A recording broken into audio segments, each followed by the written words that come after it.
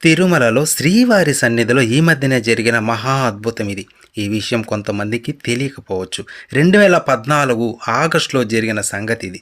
ఆ తల్లిదండ్రులు 18 ఏళ్ల నిరీక్షణ, అనన్యమైన భక్తి శ్రద్ధలకు ఆ దేవదేవుడిచ్చిన వరమే ఇది.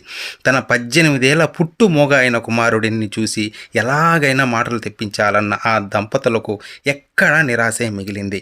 బిడ్డకు నోటి మాట వస్తే మొక్కు తీర్చుకుంటామని 16 ఏళ్ల క్రిందటే స్వామివారి సన్నిధికి వచ్చి దర్శనం చేసుకొని వెళ్ళారు. తర్వాత వీళ్ళు లండన్ వెళ్ళిపోయారు. అక్కడ కూడా స్పీచ్ థెరపీ లాంటి ట్రీట్మెంట్లు ఇచ్చినా ప్రయోజనం లేదు.